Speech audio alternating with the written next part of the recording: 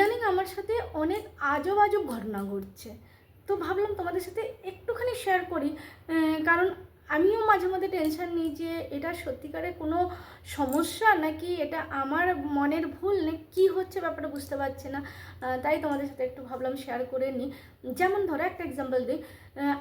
আমার ঘুম হলো কি না, মানে আমি ঘুমিয়েছি কি না সেটা অন্য কেউ বলে দিচ্ছে।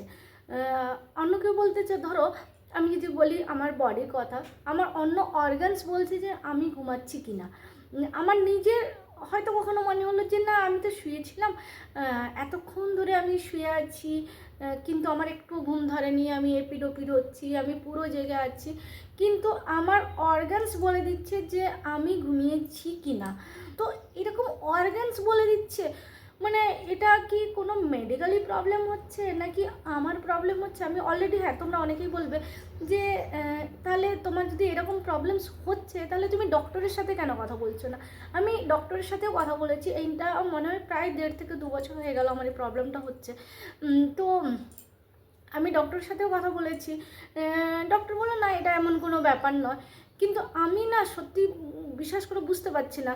তো কোন অর্গানস বলছি, কি ব্যাপারটা হচ্ছে, সেটা আমি তোমাদের সাথে একটু ডিটেলসে শেয়ার করব। যদি তোমাদের মনে হয় যে না এটা সত্যিকার আমার মনের ভুল, তাহলে সেটাও আমাকে কমেন্টসে জানিও। আর যদি মনে হয় যে না এটা হয়তো কোনো মেডিকেলি প্রবলেম হচ্ছে, তাহলে মানে একটু সাজেশন পাওয়া যাবে আর কি। অনেক সময় হয় না যে বুঝতে পারছি না কোনটা ঠিক কোনটা ভুল, মনের মধ্যে নানা রকম কোশ্চেন চলতে থাকে, তখন মনে হয় যে একটু তোমাদের সাথে শেয়ার করে নিই। তো জানো তো আজকে আরেকটা জিনিস হয়েছে, তোমরা হয়তো আমার টিপটা দেখতে পাচ্ছ একটু লম্বা করে আছে, কিন্তু লম্বা করে নয়। আমি আজকে মানে যেমন মুখ টুক ধুয়ে স্নান করার পরে ধুয়ে চলে গেছি, তারপরে একটা যথারীতি দেখলাম যে টিপ নেই, তো একটা টিপ পরে নিয়েছি। মানে স্নান করার পরে টিপ অনেক সময় পড়ে যায়, তো দেখলাম টিপ পড়ে গেছে। তো আমি একটা টিপ পরে চলে গেছি যথারীতি যেমন যাই। তো স্কুলে পৌঁছানোর পরে ওখানে বলল যে তোমার একটা টিপ না এখানে কোথায় একটা লেগে আছে, তো এবার এখান থেকে নিয়ে কি আমি ফেলে দেবো? ফেলতে মন চায়নি। তো আমি কি করেছি, এখানে তো টিপটা আগের থেকে ছিল, তারপরে আবার এখান থেকে নিয়ে আবার আমি এইখানে লাগিয়ে নিয়েছি। তো ওই জন্য দেখো লম্বা লম্বা লাগছে। এটা কিন্তু কোনো দিনও আজ অবধি হয়নি, আজকে প্রথমবার হলো। ওই জন্য আমি টিপটাকে ফেলিনি। তো যাই হোক, এবার প্রবলেমটার কথা বলি, একটু ডিটেলসে তোমাদের সাথে শেয়ার করি। যেমন যেমন ধরো নয়, এটা তো প্রবলেমসই, এর মধ্যে আবার যেমনের কোনো কথাই নেই। আমি অনেকক্ষণ ধরে শুয়ে আছি, কিন্তু ঘুম আমার মনে হচ্ছে ঘুম হয়নি। কিন্তু আমার অর্গানস বলতে আমার এই দুটো হাত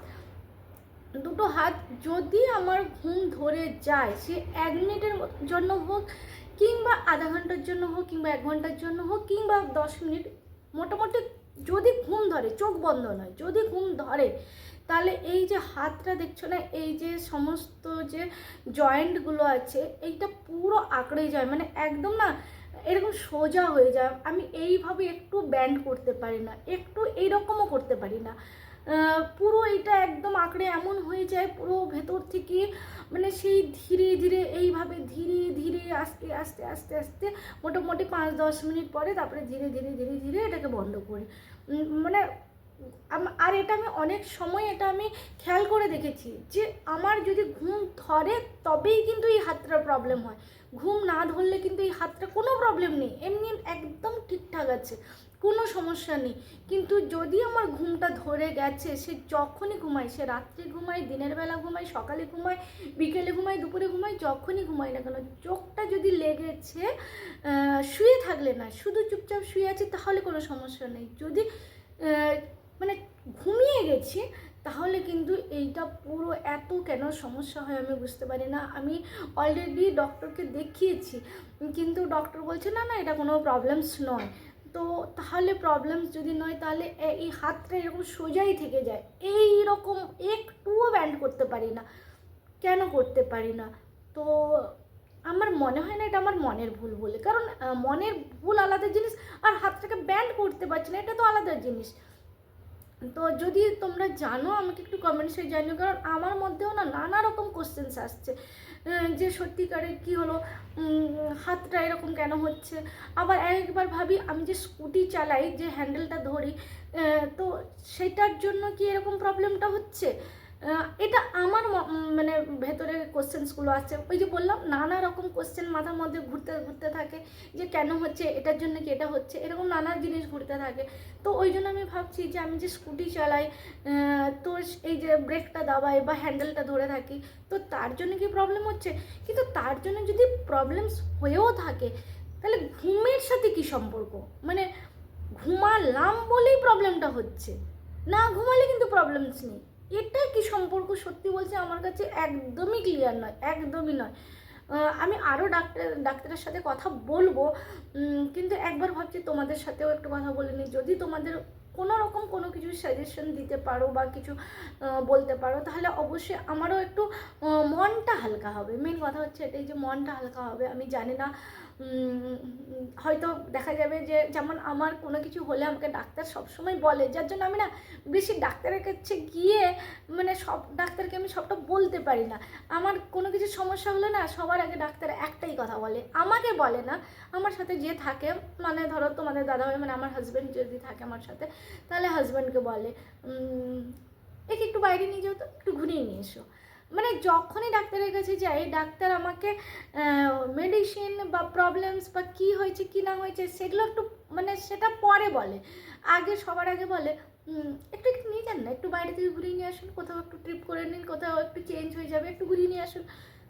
কেন চেঞ্জ করা, মানে ঘুরতে অবশ্যই ভালোবাসি, ভালো লাগে, ঘুরতে যাবো না এটা তো হতেই পারে না, ভালো লাগে, কিন্তু তাহলে যখনই ডাক্তারের কাছে যাবো ডাক্তার ওই কথাটাই বলে, তার জন্য আমি না মাঝে মধ্যে ভাবি যে আমি কি আবার যদি গিয়ে এটা বলি যে ঘুম ধরলেই এটা হয়, তাহলে ডাক্তার হয়তো আবার কিছু বলবে, যে হয়তো বলবে তোমার সমস্যা, আর বলবে না, বলবে হয়তো তোমার আবার নিয়ে যাবে কে ঘুরতে। তো মানে আমার সাথে হয়ে আসছে তো এতদিন ধরে এই হিস্ট্রিগুলো, যার জন্য না আমি এখন মনে হচ্ছে যে ডাক্তারকে বলার আগে তোমাদের সাথে একবার কথাটা আলোচনা করি যে সত্যি কি আমার মনের ভুল। তোমরা একটু প্লিজ কমেন্টসে জানিও না যে তোমাদের সাথে কি এরকম কখনো এরকম আজব আজব ঘটনা ঘটেছে। আজবও হতে পারে, আবার মেডিকেল টার্মে হয়তো কিছু প্রবলেম হতেও পারে। তো যাই হোক, তোমাদের সাথে শেয়ার করলাম, কমেন্টসে অবশ্যই জানিও। আর এরকম যদি আর কোনো, অবশ্যই আরও অনেক প্রবলেমস আছে এইরকমই, তো আগে এটার উত্তরটা পেয়ে যাই, তারপরে বাকিটা দেবো। কারণ তোমাদেরও মনে হতে পারে যে এটা আমার মনের ভুল, সেই জন্য আগে এই অ্যান্সারটা পেয়ে যাই, তারপরে বাকি কোশ্চেন, বাকি যে আরও প্রবলেমস আছে, মানে আজব আজব প্রবলেমস, সেটা নিয়ে তোমাদের সাথে মানে পরে আবার এই নিয়ে কথা বলবো। তো চলো, টাটা বাই বাই। এবার খেয়ে নিই, জাস্ট এই মাত্র স্কুল থেকে এলাম, এখন বাজে প্রায় 3:30, এখনও কিন্তু আমি ভাত খাইনি। জাস্ট দেখো নুনের ডাব্বা নিয়ে এসে আমি বসে গেছি, ভাত খাবো। যদিও আমি ভাতে নুন খাই না, কিন্তু তাও নুনটা অন্য কাজে লাগে, অনেক সময় দুধ দিয়ে ভাত খেলে লাগে। তো যাই হোক, সেই জন্য আমি এনে রেডি করে রেখেছি, এবার আমি খেতে বসবো। সারাদিনের পর থকে গেছি, আর এখন বাচ্চাদের সাথে এত বেশি কথা বলতে হয়, কারণ এখন হচ্ছে অ্যাডমিশনের সময়, আর ম্যাক্সিমাম যারা পুরনো বাচ্চা তারা তো ঠিক আছে, যারা নতুন বাচ্চা না, তারা মানে ঢুকলেই অনেক সময় অনেক বাচ্চারা কাঁদে, অনেক বাচ্চারা বেশ হাসি খুশি চলে আসে, অনেক বাচ্চারা এত মানে কাঁদতে থাকে, তাদেরকে সামলানো মানে অনেক কিছু চলতে থাকে, এগুলো তো জানো যারা এইগুলোর এক্সপিরিয়েন্স আছে। তো যাই হোক, টাটা বাই বাই, সবাই খুব ভালো থাকে। অনেকটা বকে ফেললাম, শোনার জন্য এতক্ষণ অনেক অনেক থ্যাংক ইউ। অবশ্যই কমেন্টে জানিও, টাটা।